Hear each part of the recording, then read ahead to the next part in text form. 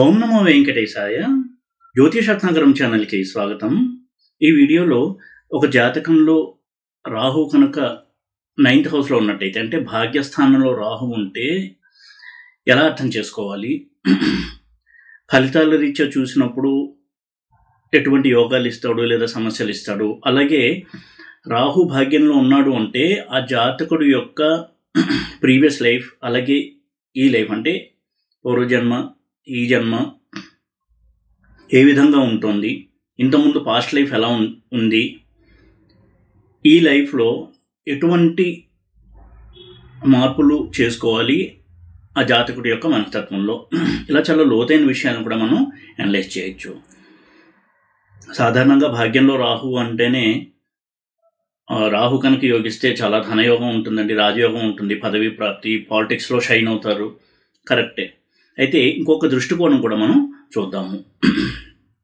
భాగ్యస్థానము అనేది కోణస్థానం. పరాశర మహర్షి జ్యోతిష్యంలో స్థానాల గురించి చెప్పినప్పుడు కేంద్ర స్థానాలకి కోణస్థానాలకి చాలా ప్రాముఖ్యతనిచ్చారు. 1, 5, 9 ఇవి కోణస్థానాలు, 1, 4, 7, 10 ఇవి కేంద్ర స్థానాలు. అయితే కేంద్ర స్థానాలకి విష్ణు స్థానాలు అని పేరు, కోణస్థానాలకి లక్ష్మీ స్థానాలు అని పేరు.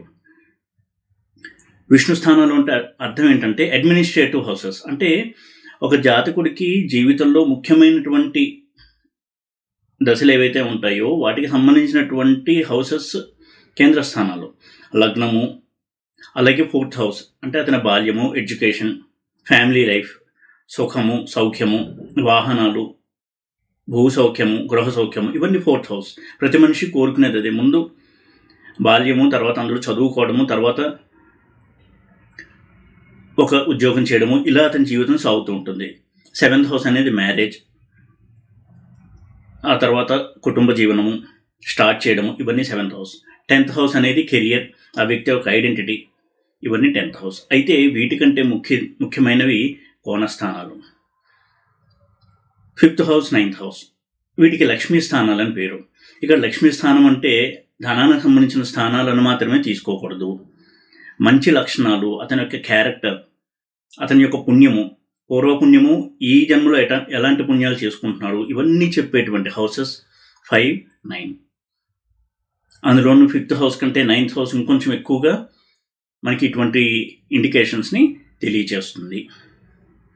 5th హౌస్ అనేది ఆ జాతకుడు యొక్క పూర్వపుణ్య స్థానం. ఆ జాతకుడు ఆర్జించుకున్నటువంటి పుణ్యము లేదా పాపాన్ని సూచించే స్థానం అయితే, భాగ్యస్థానము ఆ జాతకుడు పుణ్యమే కాకుండా వారి పూర్వీకుల పుణ్యం ఇతనికి ఏదన్నా సంక్రమించిందా అని కూడా చెప్పేటువంటి స్థానం 9th హౌస్. అందుకే దానికి భాగ్యస్థానము అని పేరు పెట్టాడు మహర్షి. ఇక్కడ భాగ్యము అంటే దాన్ని డిఫరెంట్ లెవెల్స్లో మనం అర్థం చెప్పుకోవచ్చు. భౌతికపరమైనటువంటి అర్థం చూసినట్టయితే ధన సంపద, హోదా, కీర్తి ప్రతిష్టలు ఇవి.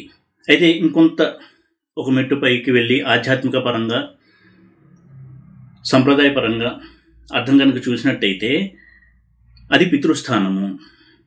పితృస్థానము అంటే కేవలం మన తండ్రికి సంబంధించిన స్థానం కాదు, మన పరంపర ఏదైతే ఉందో, లీనియేజ్, తండ్రి, తాత, ముత్తాత, ఈ పరంపరను సూచించే స్థానం పితృస్థానము, అది 9th హౌస్. ఆ పరంపరలో ఎటువంటి పుణ్యకర్మలు చేసిన వారు ఉన్నారు, ఎటువంటి పాపకర్మలు చేసిన వారు ఉన్నారు, అది కింద వరకు ట్రాన్స్ఫర్ అవుతోందా అని చెప్పే స్థానం 9th హౌస్. అలాగే 9th హౌస్ అనేది భాగ్యస్థానము. అన్నిటికంటే గొప్ప అదృష్టం ఏది? తృప్తి. మన శాస్త్రాల్లో చూసినప్పుడు కూడా సంతుష్ట సతతం యోగి అన్నాడు కృష్ణ పరమాత్మ. కాబట్టి సంతుష్టి, తుష్టి అనేది చాలా గొప్ప అదృష్టము. కాబట్టి దానికి భాగ్యస్థానం అని మనం అన్వయం చెప్పొచ్చు. ఎందుకంటే ఎంతసేపు మనం భౌతిక దృష్టితోనే చూసి నాకు డబ్బులు వస్తాయా, పదవి వస్తుందా, ప్రమోషన్ వస్తుందా, ఇది మాత్రమే కాదు భాగ్యస్థానం అంటే. దానికి చాలా చాలా అర్థాలని చెప్పొచ్చు. అయితే ఈ కోణంలో చూసినప్పుడు ఈ సాటిస్ఫాక్షన్, కంటెంట్మెంట్, జీవితంలో తృప్తిగా బ్రతకడం అని సూచించే స్థానం 9th హౌస్. ఇటువంటి 9th హౌస్లో కనుక పాపగ్రహాలు ఉంటే ఎలా ఉంటుంది, ఏ గ్రహం ఉంది అనే దాన్ని బట్టి రిజల్ట్స్ అనేవి మారుతూ ఉంటాయి. రాహువు తృప్తి లేని గ్రహము, తృప్తిని ఇవ్వని గ్రహము. ప్రాపంచిక సుఖాలని, ప్రాపంచిక సుఖాల పట్ల వ్యామోహాన్ని, దాని వెనకాల పరిగెట్టడాన్ని, ఎంత అనుభవించినా తనివి తీరకపోవడం, ఇలాంటి వాటిని సూచించే గ్రహం రాహువు. అలాగే రాహువు కలికి ప్రతీక, కలిపురుషుడు రాహువు. ఇటువంటి రాహు మరి భాగ్యస్థానంలో ఉంటే ఎలా ఉంటుంది? భాగ్యస్థానానికి సంబంధించిన అన్ని అంశాలు రాహు మనకి వర్ణిస్తాడు. అక్కడ కేవలం రాహు ఉండడం వల్ల మనకి కష్టాలు వచ్చాయని కాదు, మనం అటువంటి కర్మలను చేసుకుని వాటికి అర్హతను పొందాం కాబట్టి రాహు 9th హౌస్లో ఉన్నప్పుడు జాతకుడు జన్మించాడు. ఇక్కడ 9th హౌస్ అంటే లగ్నం నుంచి 9th హౌస్ చెప్తున్నాను, దయచేసి ఇది ఎప్పుడు కూడా ఫాలో అవ్వండి. చంద్రుడి నుంచి కూడా చూడొచ్చు, బట్ లగ్నం నుంచి చాలా ఇంపార్టెంట్. ఎప్పుడైనా ఒక గ్రహం పాపస్థానంలో ఉంది లేదా నెగిటివ్ కాంబినేషన్లో ఉంది అంటే అర్థం అలా ఉంది కాబట్టి నాకు కష్టాలు వచ్చాయని కాదు, నీకు కష్టాలు రావాలని ఉంది కాబట్టి అటువంటి కాంబినేషన్ ఉన్నప్పుడు ఆ జాతకుడు జన్మించాడు. ఇక 9th హౌస్లో రాహు ఉంటే ఎలా ఉంటుంది? రాహు యొక్క బేసిక్ క్వాలిటీస్ ఏంటి? గ్రీడీ, ఆశ, అత్యాశ, దురాశ, ఈ అన్ని వేరియంట్స్ రాహుకు ఉంటాయి. నాకు పదవి కావాలి, హోదా కావాలి, సరే నాకే కావాలి, వేరెవరికి వద్దు, ఎప్పుడూ నాకే ఉండాలి, ఇవి రాహు లక్షణాలు. అంటే తృప్తి అనేది ఉండదు, ఎంత అనుభవించినా ఈ పదవి సరిపోదు, ఇంకా పైకి వెళ్ళాలి, ఇంకా పైకి వెళ్ళాలి, మొత్తం విశ్వం అంతా నేనే పాలించాలి, ఇలా ఉంటుంది రాహు యొక్క ఆలోచన. ఇటువంటి స్థానంలో రాహు కనుకున్నట్టయితే ఎలా ఉంటుంది? వారికి ఆశకి అంతు ఉండదు, ఎప్పుడు కూడా ఇంకా ఇంకా సంపద పెరగాలి అనేటువంటి ఒక మనస్తత్వం ఉంటుంది. అయితే యోగిస్తే అది ఫలించి వారు మంచి స్థితిపరులు, ఆర్థికంగా సమాజంలో కీర్తి ప్రతిష్టలు ఇవన్నీ కూడా వస్తాయి. నేమ్ అండ్ ఫేమ్ అంటాం కదా, సెలబ్రిటీ స్టేటస్, ఇవన్నీ కూడా ఇస్తాడు. ఇదే పాడైతే వాటి గురించి వెంపర్లాట్లోనే జీవితం అంతా గడిచిపోయి నిరాశ నిస్పృహలతో కాలాన్ని వెళ్ళదీస్తూ, బట్ ఆ ఆశ మాత్రం చావదు. 9th హౌస్లో రాహు ఉన్నప్పుడు ఆ రాహు దశ కనుక వచ్చినట్టయితే ఆ లక్షణాలు ప్రస్ఫుటంగా కనిపిస్తూ ఉంటాయి. స్పిరిచువల్ కాంబినేషన్లో ఉంటే రాహు 9th హౌస్లో ఎక్కువగా ఆధ్యాత్మిక సాధన చేయడము, ఆధ్యాత్మిక పరమైనటువంటి వ్యక్తులతో సాంగత్యము, అటువంటి ఇన్స్టిట్యూట్స్తో అసోసియేట్ అవ్వడము, ఇలాంటి లైఫ్ కూడా ఉంటుంది. ఇదే రాహు పాడైతే పైకి ఉపన్యాసాలు ఇస్తూ వెనకాల మళ్ళీ ఇల్లీగల్ యాక్టివిటీస్ చేయడం, ఇలాంటి వెరైటీ కూడా ఇస్తాడు. రాహు 9th హౌస్లో ఉంది అంటే మనం సమీక్షించుకోవాలి అని అర్థము. నీ జీవితంలో దేని గురించి నువ్వు పరుగులు పెడుతున్నావు? నిన్ను బాగు చేసే వాటి వెనకాల పరుగులు పెడుతున్నావా, నిన్ను పాడు చేసే వాటి వెనకాల పరుగులు పెడుతున్నావా? ఎందుకంటే భాగ్యస్థానము అంటే ఆ జీవుడు యొక్క ఉన్నతిని తెలియచేసేటువంటి స్థానము. ఒక్కసారి మనం వేదాంతంలోకి వెళ్దాము, ఎక్కువ టైం తీసుకోను, 2-3 నిమిషాలు. ఎందుకంటే జ్యోతిష్యం అనేది ఇంత గంభీరమైనటువంటి సబ్జెక్ట్ కాబట్టి కొన్ని విషయాలు నేను ఇక్కడ క్లుప్తంగానే ఉటంకిస్తాను. మొత్తం ఈ భూప్రపంచం మీద ఎన్నో ఖండాలు ఉన్నాయి, ఎన్నో దేశాలు ఉన్నాయి, ఎన్నో సంస్కృతులు ఉన్నాయి, ఎన్నో రకాల మనుషులు, సంస్కృతులు, భాషలు, సంప్రదాయాలు ఉన్నాయి. కానీ ఒక్క భారతదేశం మాత్రమే దేవతలు నడిచిన భూమి, ఋషులు నడిచిన భూమి, ఋషులు తపస్సు చేసిన భూమి. ఇటువంటి భూమిలో మనకి మహర్షులు ఇచ్చినటువంటి సూత్రాలు ఏమిటి? చాలా ఫండమెంటల్స్. మనం ఎక్కడి నుంచి వచ్చామో అక్కడికి తిరిగి వెళ్ళాలి. అసలు మనందరము కూడా పరమాత్మ స్వరూపమే. ఆ మాయ మన్ని తగులుకోవడం వలన ఇక్కడే తిరుగుతున్నాం మనం, మళ్ళీ ఆయన దగ్గరికి వెళ్ళాలి. ఇది కాన్సెప్ట్. ఇలా చెప్పినవాడు ఋషి. ఒక భారతదేశంలోని ఋషి మాత్రమే ఇది చెప్పగలిగాడు. చెప్పిన తర్వాత చాలామంది చెప్పారు కాబట్టి మనకు చాలా కామన్గా అనిపిస్తుంది. కానీ ఒక్కసారి ఆలోచించండి, ఇటువంటి గంభీరమైన విషయాలు చెప్పిన వాళ్ళు ఎవరన్నా ఉన్నారో మన దేశంలో కాకుండా? ఎన్నో రకాలుగా చెప్పారు. వ్యాస మహర్షి అష్టాదశ పురాణాలు రచించారు. ఈ సత్యాన్ని రకరకాలుగా చెప్పే ప్రయత్నం చేశారు. కాబట్టి ఈ విధమైనటువంటి విషయవాంఛల్లో చిక్కుకునేలా చేసేది కూడా 9th హౌసే. విషయవాంఛల నుంచి పైకి ఉద్ధరించేది కూడా 9th హౌసే. ఈ దృష్టికోణంలో 9th హౌస్ని చూసినప్పుడు రాహు 9th హౌస్లో ఉన్నప్పుడు తృప్తి లేని ఒక జీవుడై ఉంటాడు. ఇంత ముందు జన్మల్లో కూడా విషయవాంఛలతో దాని వెనకాల పరుగులు పెడుతూ ఆశలు తీరక ఈ జన్మలో కూడా కంటిన్యూ చేస్తూ ఉంటాడు. అయితే ఒక హోదా, ఒక పేరు ప్రతిష్టలు వీటి వెనకాల పరుగులు పెట్టేటప్పుడు పాస్ట్ లైఫ్లో ఇంతకుముందు జన్మల్లో కూడా దానికి తగినటువంటి పుణ్యకర్మలు కావచ్చు, కర్మలు చేసినప్పుడు దానికి ఫలితాన్ని జన్మలో ఇస్తాడు రాహువు. అయితే అక్కడతో ఆగదు వారి ప్రయాణము. ఆ వాంఛలు పెంచుకుంటూ పోతారు. 9th హౌస్ని ఈ రకమైనటువంటి దృష్టికోణంలో కూడా చూడాలి. అందుకే 9th హౌస్లో రాహు ఉండి యోగించినప్పుడు చాలా అద్భుతమైనటువంటి ధనయోగాలు, రాజయోగాలు ఇస్తారు. వారికి ఎంత వయసు వచ్చినా ఆ కాంక్షలు తీరవు. అప్పుడప్పుడు ఆశ్చర్యం వేస్తుంటుంది. 70 ఏళ్ళు దాటిన వాళ్ళు కూడా ఇంకా నేను బిజినెస్ చేద్దాం అనుకుంటున్నాను, రాణిస్తుందా? రిటైర్ అయిన తర్వాత ఖాళీగా ఉండడం ఇష్టం లేదు, ఏదైనా బిజినెస్ చేస్తాను అంటే ఆ వ్యామోహాలు అంత బలంగా ఉంటాయి. వీటి నుంచి బయటకు వచ్చి భగవంతుడి మీద మనసు లగ్నం చేయాలి అంటే ఆధ్యాత్మిక గ్రహాల యొక్క ప్రభావం అనేది 9th హౌస్ మీద ఉండాలి. అలా లేనప్పుడు నేను కర్మ సిద్ధాంతాన్ని నమ్ముతాను, బతికున్నంతకాలం కర్మలు చేస్తూ ఉంటాను, నేను ఎవరికి ఏ హాని చేయలేదు, ఎవరిని మటర్ చేయలేదు, ఎవరి ఆస్తి లాక్కోలేదు, నేను మంచిగా బతుకుతున్నాను, నేను పుణ్యాత్ముణ్ణి అని అనుకోవడం పొరపాటు. పుణ్యం పాపం అనేది అంత సింపుల్ విషయాలు కావవి. ఈ విధంగా విషయవాంఛల్లో వాడు కొట్టుకుంటూ పోయేలా చేసే గ్రహం రాహువు. అయితే జ్యోతిషం గురించి చెప్తూ ఇవన్నీ ఎందుకు చెప్తున్నారే అని అడగచ్చు. ఎందుకంటే ఇలాంటివి మనం కొంచెం పరిశీలన చేసినప్పుడు, ఈ దృష్టితో చూసినప్పుడు మనం కూడా అటువంటి ప్రమాదంలో పడబోతున్నామో అని చెక్ చేసుకోవచ్చు. 9th హౌస్ని రాహు ఇంపాక్ట్ చేస్తున్నప్పుడు యాక్చువల్గా 9th హౌసే కాదు, 9th హౌస్కి ఆరూఢంలో రాహు ఉన్న, 9th లార్డ్తో రాహు ఉన్న, ఇవన్నీ కాంబినేషన్స్ని మనం కొంత పరిశీలన చేయాలి. వాళ్ళు ఎప్పుడు కూడా చాలా యాక్టివ్గా ఉంటారు, తనను తాను మంచిగా చూపించుకోవడానికి, ఉన్నతంగా చూపించుకోవడానికి ఎప్పుడు కృషి చేస్తూ ఉంటారు. అది పాజిటివ్ యాటిట్యూడే. కానీ ఈ ఆధ్యాత్మిక పరమైనటువంటి దృష్టికోణంలో చూసినప్పుడు అది పెద్ద ప్రమాదం కూడా. అలాగే పితృస్థానం ఎప్పుడైతే 9th హౌస్లో ఉందో, రాహు 9th హౌస్లో ఉంటే పితృస్థానాన్ని దెబ్బతీస్తాడు. మన ఆర్ష సంస్కృతిలో, వైదిక పరమైనటువంటి సంస్కృతిలో ఈ పరంపరకి చాలా పెద్దపీట వేశారు మన ఋషులు. మనం ఇప్పుడు జన్మించాము అంటే మన తండ్రికి, తాతకి రుణపడి ఉన్నాము. పితృ రుణం అనేది ఉంటుంది, మనకి జన్మనిచ్చారు కాబట్టి. అయితే తండ్రి కనుక గతించి కాలం చేసినట్టయితే ఇక్కడ ఉన్నంతకాలం మనం బాగా చూసుకోవచ్చు, కానీ వెళ్ళిపోయిన తర్వాత ఎలా చూసుకోవాలి, దానికి కూడా ఎన్నో కర్మలని నిర్దేశించారు. అలా కనుక చేసినట్టయితే చనిపోయిన మన పితృదేవతలు కూడా ఉత్తమ లోకాల్లో సుఖంగా ఉంటారు.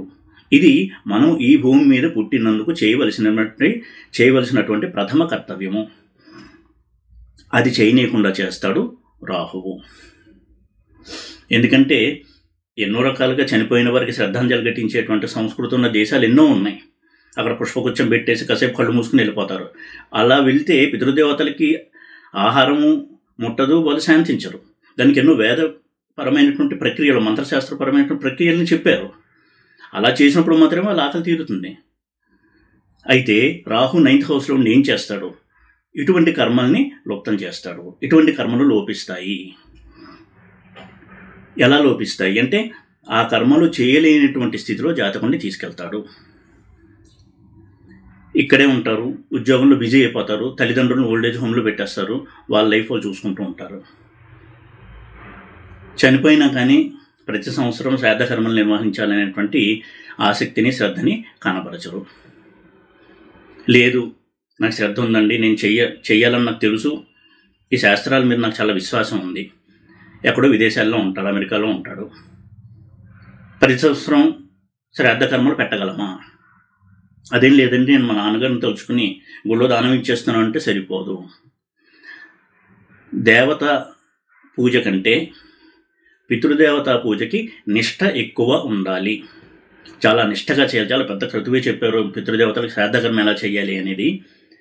సంవత్సరానికి ఒకసారైనా చేయమన్నారు. వారు చనిపోయిన తిథి రోజుని చేయాలి. ఈ రకంగా ఆ పితృకర్మని చాలా శ్రద్ధగా చేయాలి. మంత్రపూర్వకంగా చేసి అగ్నికార్యం, అది అగ్నిని వేల్చి చేస్తారు. దానికి భోక్తలు ఉంటారు. చాలా పెద్ద తతంగము, చాలా నిష్ఠగా చేయాలి. వివాహము, పితృకార్యం ఇవన్నీ కూడా అగ్నికార్యాలు. సందర్భం వచ్చింది కాబట్టి చెప్తున్నాను. వివాహం అంటే కేవలం మెడలో దండలేసేసుకుని, ఉంగరాలు మార్చేసుకుని ఫోటోలు దిగడం, కిలకిలా నవ్వుతూ ఫోటోలు ఇవ్వడం కాదు. అది అగ్నికార్యం. అగ్నికి ప్రమాణం చేస్తున్నాం మనం. చాలా గంభీరమైనటువంటి అర్థాలు కూడా ఉన్నాయి ఆ మంత్రాలకి. అలాగే పితృకార్యం కూడా, ఎందుకంటే మనం మన పితృదేవతలకు ఇచ్చేటువంటి ఒక శ్రద్ధాంజలి, అది శ్రద్ధను చూపిస్తున్నాం కాబట్టి దాన్ని శ్రాద్ధకర్మ అన్నారు. వీటిని మొత్తం చేస్తాడు రాహువు. అయితే మహానుభావులైనటువంటి మహాస్వాములు లాంటి వారు కూడా చెప్పారు, పితృకర్మలు చెయ్యాలి అంటే భారతదేశంలో మాత్రమే చేయండి. ఈ విషయాన్ని మరీ మరీ కూడా నేను చెప్తున్నాను. ఎందుకు అంటే వేరే భూముల్లో ఎక్కడ కూడా పితృకార్యం చేసినా దేవతలు వచ్చి మనం ఇచ్చేటువంటి ఆహారాన్ని తీసుకోరు. దానికి నీరు వేరుగా ఉండాలి. పుణ్యనదుల్లో నీరే అయి ఉండాలి. గంగా, గోదావరి, కావేరి ఇటువంటి పుణ్యనదుల్లో నీరే అయి ఉండాలి. ఈ భూమి అయి ఉండాలి. మంత్రపూర్వకంగా పెట్టాలి. ఈ విధంగా దెబ్బతీస్తాడు రాహువు.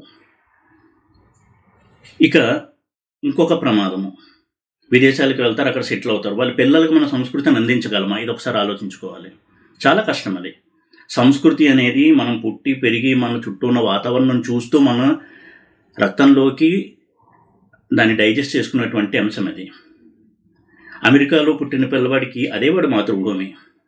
వారికి భారతదేశం యొక్క సంప్రదాయాలు నేర్పించాలనుకోవడము ప్రకృతి విరుద్ధం. ఎందుకంటే ఒక జీవుడు జన్మించాడు అంటే ఏ నేల మీద జన్మించాడో, ఏ తల్లికి జన్మించాడో ఆ తల్లితో ఆ నేలతో ఆ క్షణమే విడదీయలేని అనుబంధం అనేది ఏర్పడుతుంది. కాబట్టి మనం ఇక్కడ పుట్టి పెరిగి అమెరికాకి వెళ్ళి అక్కడ పిల్లల్ని కంటే వారికి ఆ అమెరికా దేశపు ఆ వాసనలే బలంగా ఉంటాయి. అదే వారి మాతృభూమి. కాబట్టి ప్రకృతి విరుద్ధంగా ఇటువంటి జీవనాన్ని అక్కడ మనం గడపాలి అనుకోవడం ప్రమాదము. అంటే ఏమైంది, ఇక్కడ మన సంస్కృతి నుంచి మనని బయటికి తీసుకొచ్చాడు రాహువు. ఇది ఎవరిని కించపరచడం చెప్పట్లేదు. రాహు చేసేటువంటి పనులు ఎలా ఉంటాయి అని చెప్పడానికి కొన్ని ఉదాహరణలు. అదేవిధంగా ఎప్పుడైతే 9th హౌస్లో రాహు బలంగా ఉంటాడో, కొన్ని ఎక్సెప్షనల్ కాంబినేషన్స్ని పక్కన పెడితే సాధారణంగా భౌతిక వాంఛలు ఎక్కువగా ఉంటాయి. ధనం సంపాదించాలి, హోదా కావాలి, నేను బ్రతికినన్నాళ్ళు ఒక స్టేటస్ని మెయింటైన్ చేయాలి. ఇవన్నీ రాహు ఇచ్చేటువంటి లక్షణాలు ఇవి. ఇది మంచిదా చెడుదా అనేది ఎవరి విచక్షణకి వాళ్ళు ఆలోచించి తెలుసుకోవాల్సిన విషయం. కానీ రాహు చేసే పనులు ఇలాంటివి. ఎక్కువగా దైవభక్తి వీటి పట్ల కంటే కూడా విషయ వ్యామోహాల పట్ల ఎక్కువగా ఆసక్తిని కలిగిస్తాడు రాహువు. అందుకే రాహు కనుక 9th హౌస్లో ఉండి పాడైతే ఇలాంటి దుష్ఫలితాలు ఉంటాయి. రాహు 9th హౌస్లో ఉండి రిలీజియస్ కాంబినేషన్, స్పిరిచువల్ కాంబినేషన్లో ఉంటే రిలీజియస్ ఫెనటిక్స్ కూడా అవుతారు. అంటే మత ఛాందసులు కూడా అవుతారు. అంటే తన మతాన్ని ఎవరన్నా విమర్శిస్తే తీవ్రంగా ప్రతిఘటించడం, ఇటువంటి లక్షణాలు కూడా ఇస్తారు రాహు. వాళ్ళకి వాళ్ళ మతం పట్ల అంత పూనికి ఉంటుంది. అయితే అటువంటి కాంబినేషన్స్ ఉండాలి, పాజిటివ్ కాంబినేషన్స్. తన మతాన్ని ఎవరన్నా సహించరు. వారు తన మతాన్ని చాలా చిత్తశుద్ధిత పాటిస్తూ ఉండేటువంటి వ్యక్తులు అయి ఉంటారు, ఏ మతంలో పుట్టిన వారైనా సరే. ఇక నెగిటివ్ విషయానికి వచ్చినట్టయితే ఈ మతపరమైనటువంటి పట్టింపులు ఉండవు. అందుకే ఇంటర్ రిలీజియన్ మ్యారేజెస్ జరిగేటప్పుడు రాహు యొక్క పాత్ర తప్పకుండా ఉంటుంది. 9th హౌస్ రాహు రిలేట్ అయితే, 9th లార్డ్ రాహు రిలేట్ అయినా, భాగ్యవడము రాహు రిలేట్ అయినా ఇటువంటి ఇంటర్ క్యాస్ట్ మ్యారేజ్కి మంచి బలం అనేది చేకూరుతుంది. సంప్రదాయానికి వ్యతిరేకంగా వెళ్తాడు రాహువు. తను ఏదనుకుంటున్నాడో అది చెయ్యాలి, దానికి విరుద్ధంగా ఎవరన్నా చెప్పినా దాన్ని పట్టించుకోను అని వాదించి తన పని తాను చేసుకెళ్ళేటువంటి నేచర్ ఉన్నవాడు రాహువు. ఈరోజు చూస్తున్నట్టయితే రాహు ఉన్న ప్రభావం ఉన్నటువంటి, అందులోనూ 9th హౌస్లో రాహు ప్రభావం ఉన్నటువంటి జాతకాలను ఎన్నో చూడొచ్చు. వారు కంపల్సరీ వేరే కంట్రీలో సిటిజన్షిప్ తీసుకుంటారు. ఎందుకంటే వారి ఐడెంటిటీని మార్చేస్తాడు. భారతదేశం ఐడెంటిటీని తీసేసి చట్టపరంగా వాళ్ళకు ముందు వేరే ఐడెంటిటీని ఇస్తాడు. ఇటువంటి చాలా రిస్కీ, క్రిటికల్, గంభీరమైనటువంటి పనులు చేస్తాడు రాహువు. ఇదేమి చట్టవిరుద్ధమే కాదు, అన్యాయము కాదు. ఏ దృష్టితో చూసినప్పుడు రాహు చేసే దాని గురించి మనం భయపడాలి అనేది నేను ఇక్కడ చెప్పే ప్రయత్నం చేస్తున్నాను. మనకు వైదిక దృష్టితో, అనుష్ఠానం అనే దృష్టితో, వైదిక సంస్కృతి అనే దృష్టితో చూసినప్పుడు రాహు ఎంత పెద్ద ప్రమాదాలు చేస్తున్నాడో మనం చూడొచ్చు. ఇంటర్ క్యాస్ట్ మ్యారేజెస్, అలాగే ఇప్పుడు చాలామందికి పిల్లలకి ఆటిజం అనేది చూస్తున్నాం. అది కూడా రాహు ప్రభావం ఉన్నప్పుడే ఉంటుంది. అంటే మనము మన పూర్వీకులు ఏదో దైవాపచారం చేసినప్పుడు పుట్టడంతోనే పిల్లలు కొంత సమస్యలతో పుడుతుంటారు. అక్కడ మనం అలర్ట్ అవ్వాలి. మనం ఏం లోపం చేశాము, ఏదో తెలియదు కానీ చేశాము. అది కేవలం మనమే కాదు, మనం ఇంతకుముందు జన్మల్లో చేసింది, మన పూర్వీకులు చేసింది మనకి సంక్రమించింది అని ఫస్ట్ అది అర్థం చేసుకోవాలి. నెక్స్ట్ ఏం చేయాలి, రెమెడీ ఏంటి? పితృదోషానికి ఎన్ని చెప్పినా, ఎన్ని కబుర్లు చెప్పినా, ఒకసారి నాసిక్కి వెళ్ళి నారాయణ బలి పూజ చేయించడము ఇలాంటివి చేస్తే పోదు. అది లైఫ్ స్టైల్ రెమెడీగా చేసుకుంటూ ఉండాలి. దైవభక్తి కలిగి ఉండాలి, దేవతారాధన నిత్యం చేస్తూ ఉండాలి, గోసేవ చేస్తూ ఉండాలి. ఇలా ఉన్నప్పుడు సంతానపరమైనటువంటి దోషాలు శమిస్తాయి, ఉపశమిస్తాయి, చాలా మటుకు తగ్గుతాయి.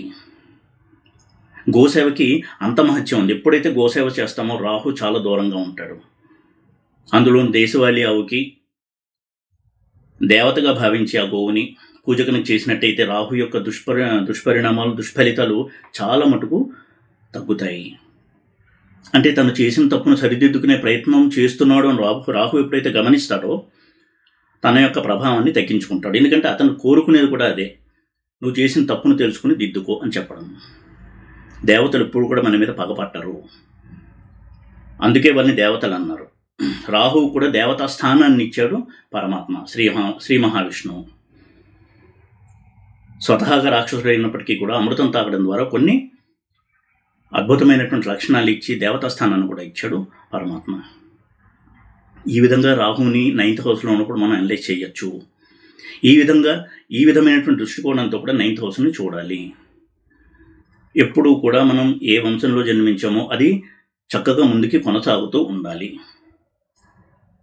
ఇటువంటి పితృదోషాలు ఎప్పుడైతే మనం చాలా మటుకు తగ్గిస్తామో ఆ ఇంట్లో సుఖ సౌఖ్యాలు, పిల్లలు మంచి వృద్ధిలోకి రావడము, సత్ప్రవర్తన కలిగి ఉండడము, ఏ మతంలో పుట్టారో ఆ మతానికి సంబంధించినటువంటి విశ్వాసాలు కలిగి ఉండడము, అందులోనూ ప్రపంచంలోనే చాలా గొప్ప ధర్మము మన వైదిక ధర్మము, దాని పట్ల పూనిక కలిగినటువంటి పిల్లలు పుడతారు.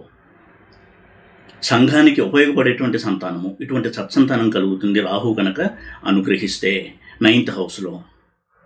ఈ విధంగా కూడా దయచేసి రాహుని ఒకసారి మాట్లాడుకుందాం. రాహు గురించి 9th హౌస్లో ఉన్నప్పుడు ఎలా ఉంటుంది అనేది.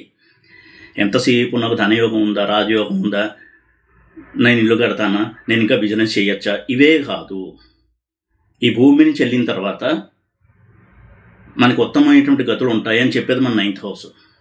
కాబట్టి దాని గురించి కూడా ఈ భూమి మీద ఉన్నప్పుడే ప్రయత్నాలు చేయాలి. అలా ప్రయత్నం చేయమని చెప్తారు 9th హౌస్లో ఉన్నటువంటి రాహు.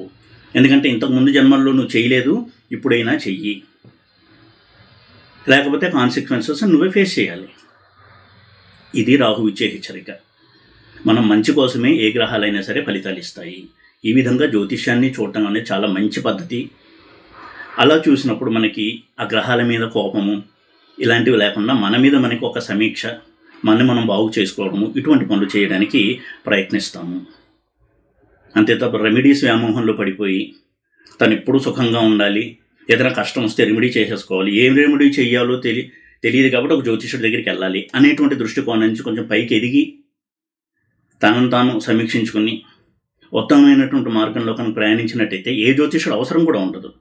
మనం హెల్దీ లైఫ్ స్టైల్లో ఉంటే అసలు డాక్టర్ అవసరమే లేదు.